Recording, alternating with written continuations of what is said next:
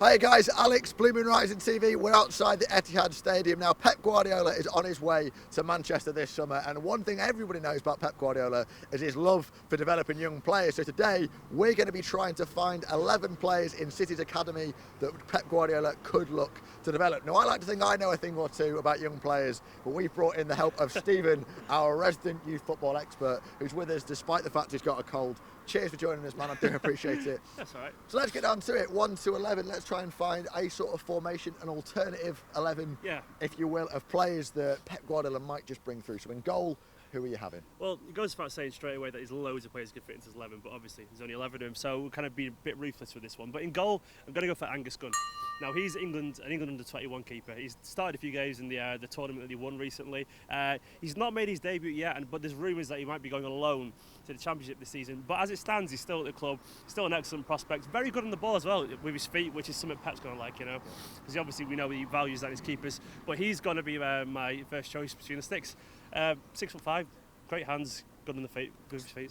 So of course, Joe Hart to the team looks a permanent fixture. Willy Caballero doesn't seem to go anywhere. There's no rumours saying Willy Caballero's leaving. Now there's been one or two rumours about Ter Stegen or Valdez or a third keeper coming in. How realistic is it that Angus Gunn could ever get a game at City?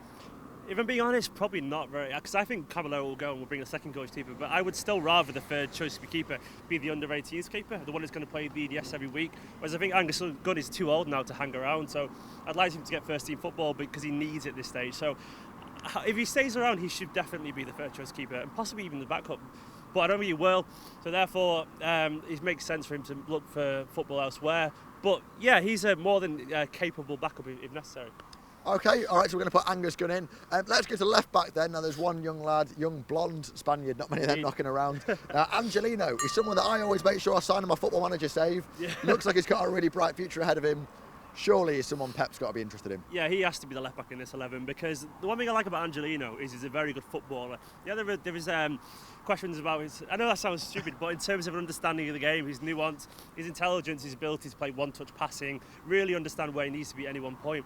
I know there's some question marks about his defensive ability, but he has a brain that's not too dissimilar to a young Jordi Alba, you know, and obviously Pep's a fan of him, and I think he might like the fact that he can fit into a few roles potentially and do a job, so to speak. So yeah, he's going to go the left back in this team. And is he one of the ones that think is more likely to sort of see sooner rather than later? Well, Kolarov's probably on his way out, isn't he? Clichy will probably be the first choice left back, presuming we don't sign anyone in that position, because I'm not sure we will do. But given the Spanish leagues, given the way he plays, I think he'll be one that'll get a chance during pre-season with Pep. All right, okay, let's move on to right back then. Now, Pablo Maffeo is a name that we see quite a lot of. Jason Denayer has also played there a couple of times for club and for the under-21s. And even I think Cam Humphreys has even once played there as well. So yeah, there's a few options. Who are you going for at right back? I'm actually going to put Maffeo there because there's an interesting link as well. Like Maffeo's been on loan at Girona, and he had a slow start to his time there, but he's played the last 5 or 6 games in a row for them, and he did pretty well, if truth be told. And he's also, his agent is Pep's brother. So there's obviously a link there in terms of he'll know very much about him.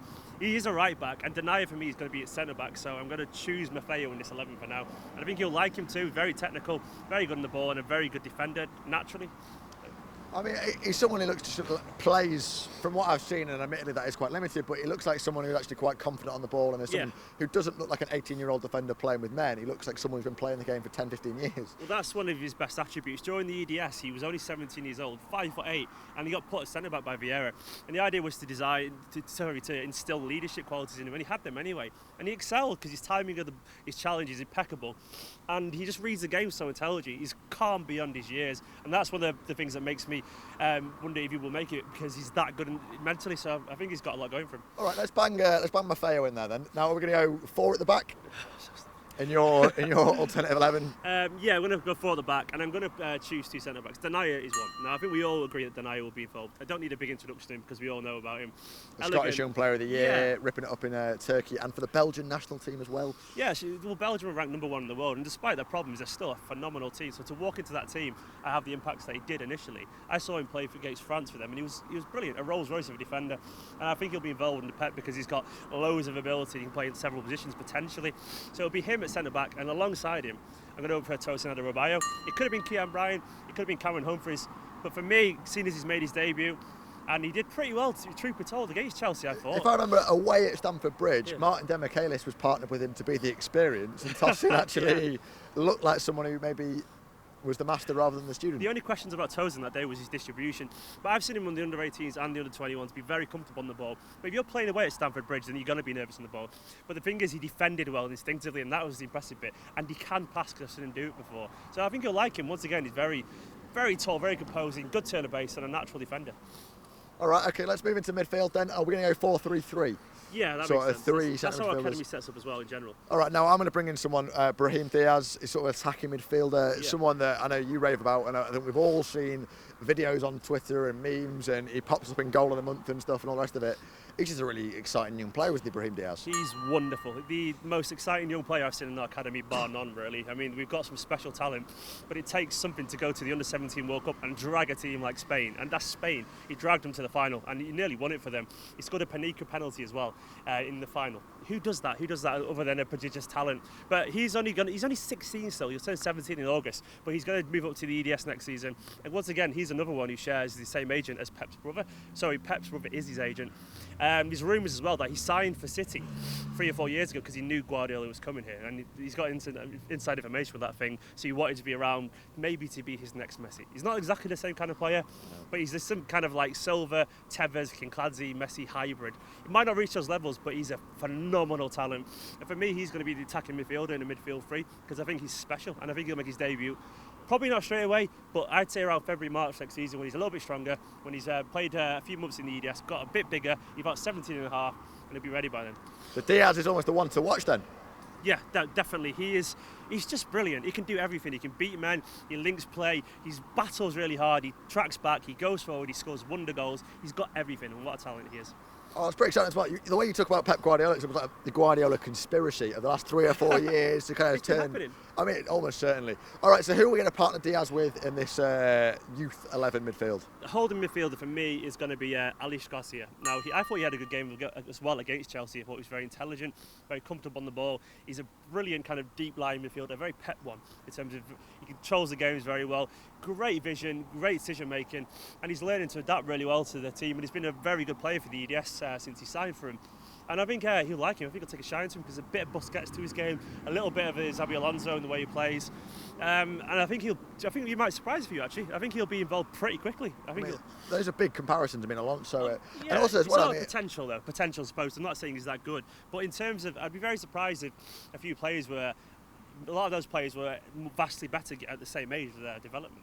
And it's definitely the right. If you're going to be a young lad playing in the Guardiola system, you look at the players that Guardiola's taking a real shot into, like Thiago and Busquets and Kimmich now, and players like that. That Guardiola just seems to really sort of favour. And there you go. Why do you think Alish Garcia, a player who's playing for Villarreal's youth teams in the Spanish league, who has no links with England, why do you think he came to join City a year ago?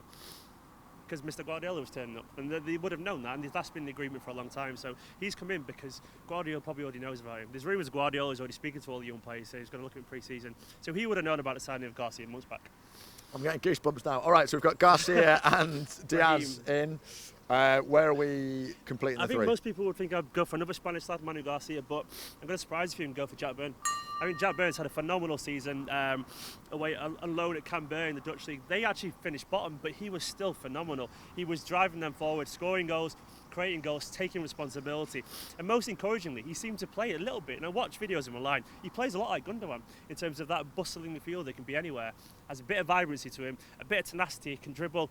I think Pep might like him. I like his attitude, I reckon. I mean, I saw someone recently compare it to Steven Gerrard in that kind of attack-minded player, but is disciplined enough to fulfil that box-to-box role. And actually, as well, a friend of mine's Irish, and he actually was part of the group of Irish fans that got on board with Jack Byrne and wanted Jack Byrne to go to the Euros with Ireland. And that's really exciting, isn't it, that we've got already an international, I know Ireland isn't the highest standard, but an international level midfielder just waiting to get ready for the Premier League. Yeah, it's brilliant. And do you know what? Pep understands the value of having someone. He's not necessarily homegrown, but he's British in terms of he likes to have a local kind of group of players who get the club at very least. And I know he's Irish, not necessarily the English, but there's still a very much a home nations feel to his. He's someone who will have grown up dreaming of the Premier League rather than dreaming of La Liga. And I think he'll value that, and I think he'll value his tenacity and that Irish mentality of really kind of committing to it. I'd say, if anything, and don't hate me for saying this, he reminds me a little bit about Paul Scholes. Both generations of Paul goals in terms of the younger one who scored goals and the older one who sat back and passed a little bit. But he's really, really tough as well, and I think he's going to surprise a few people. So that's my midfield three. I'll tell you what, it's three very talented midfielders, and I think there's one or two places in this team where you think it's going to be really hard for ex-players to break through. But you're looking at actually, and you go, hopefully, if Guardiola is going to bring almost like a five-man midfield and he's going to play and use so many players, there's a real chance for these lads to break through. All right, so look, Manu Garcia dropped as well. Let us know what you think about that. Jack Byrne or Manu Garcia. Let's put that in the comments. Let's move on to the three strikers then, or the three forward players. Yeah. Who are you having on the left side? This is Brandon Barker. Now, it's fair to say he had a bit of a quiet year last year, but most players, and even Roberts had this as well, most players, they reach a certain level when they're developing and they reach a kind of hot point and everything's going well for them. And that's the point where a manager or a club should kind of strike and really try and maximise the potential. Sadly, in my opinion, City didn't. They left him in the under-21s. He had a really, really unsatisfying loan move, whereas he should have been integrated and given a chance straight away to challenge him. Like Patrick Roberts, even at the start of the season, he looked abysmal during his time at the EDS. He played about 4 games. He looked lost. He looked frustrated, like he was playing a level below him. And it's no coincidence, when he's been challenged, he's gone up to the standard he should be at Celtic. Now, Brandon Barker, to me, is someone that people got doubts about, but he needs a Guardiola to get inside his head. We've all seen that footage of Guardiola on the pitch with Kimmich, when he's got hold of him and he's like that and he's proper going to him and he's chatting away to him. It's great. He looked terrified then. But he's got that and he's really going at his head and he's trying to get him really psyched. And that's what Brandon Barker does. He's a wonderfully gifted natural footballer, loads of ability, can beat people, score with either foot, capable of the spectacular. People like that are gold dust, you know? So he's worth persevering, and I'm hoping that he'll get inside his head and unlock that potential. I mean, I hate to say it, because Brandon Barker was someone I got very excited about sort of last summer, and someone I know I mentioned Steven Gerrard earlier, but in that sort of been at the club since a young age. His dad's a season ticket holder and he's really into it, and he's a Manchester lad and he looks really promising, and all of a sudden about October, November time, it was a bit surprised that he hadn't featured in Capital One Cup games, and of all the players that we saw appearing on the bench and stuff and looked like on the fringe of the team, he wasn't one of them. And I heard a rumour about his attitude on training, and I think he just took it badly. I think he wanted to be involved. I think it's frustration. Some people need challenging. It doesn't make him a bad kid. I think he seems to get his head down and work. I think he was just frustrated and he needed that chance. And he must be frustrated sitting on the bench 10, 15 times and not getting on for 2 minutes at the end and seeing Demichelis come on. I think it's nonsense, that person. I think it's a big part of what Pellegrini got wrong at the club. It's not pushing these young players to be something special, because they don't have to be world class. They just have to be useful, provide a moment of brilliance like McHady did for once and win the game. As a quick side note, and we'll come back to the other two strikers in a moment, do you think with Pellegrini that he was so driven by getting a result and he was always under pressure and it was always one loss and there was a Pellegrini out sort of started? Do you think that Pellegrini wasn't given enough security to risk it and actually throw a couple of kids on? No, I think he was a coward and a bottle, if I'm being honest. Because I think Caldean made it pretty clear in his end of season speeches he wants a manager who's going to integrate them. And I think that's the reason people like Barker are still at the club. Because even though Pellegrini passed them, I think that other people believe otherwise. I think they believe there's potential there. And he's just gone back to the same old familiar faces of Demichelis from the bench constantly. I think he just misused it. And I think people give him an easy ride on that. And I think it's nonsense. Because you don't have an academy as good as ours that win things, play good football. And then Marcus Rashford has done less at youth level than most of our City players, and look at him now, because he got a chance, he took hold of it. All he needs is a substitute appearance, and I don't think he's under pressure at all. I think it's very short-sighted, because give a young player a go at the start of the season, then you take pressure off the older players who are then going to be better later on. So it's lazy. But there we are. There's a million talking points coming out of this. But right wing, who are you going for? Bertrand Salina. He's not necessarily a winger, but he fits the 11 in general in terms of, I think he'll get a chance under Pep. Once again, very good player, very skillful, scores goals, good footballer, will be able to play into his possession style football, and I think he'll fit well. Again, Bertrand Salina's another one who's also made international appearances now. Yeah, for Kosovo, and he's done well, truth be told. But I just think he suits the style once again that Pep wants to play, and I'd like to see him give it a go. Fantastic. All right, now how are we going to finish this 11? Who's you going as your number 9? I considered Lucas Lemaitre, but he's still very young, the under-18 striker who scored 20-odd goals last season. But I'm going to go for Thierry Ambrose. He's had an injury-hit season, but he still remains a very exciting prospect.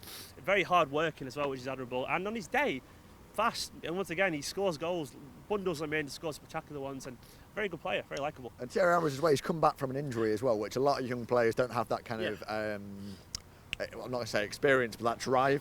it was quite a serious injury that a lot of young players would have been set back by. And on a quick one on Lucas Dimecio, I remember doing a top 5 City players to watch, and he is bang up there. He's someone that's really, really exciting as a forward, and is similar to doing what Dominic Solanke did last season at Chelsea, looking like a sort of Didier Drogba type striker. Solanke looked really assured and experienced, and Ambrose is a different kind of player, but just has that instinct as a player to kind of know where to be. To prove, and I think he will get a chance at least, because I think Pep will give every person and every young player a clean slate, and he will go off not reputation, off ability and aptitude and determination. So.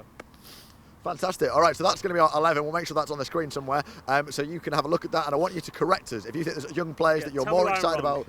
Yeah, find out where we've gone, who we missed out. Do you agree that Manu Garcia, who has played for the first team, should be in there? Let us know what you think in the comments below. And if you want to see more of these youth videos, give the video a like. I know some people out there really appreciate them, so we hope you enjoyed it. We enjoyed making it. And if you're new to Blue Moon Rising TV, make sure you subscribe. See you next time, Blues.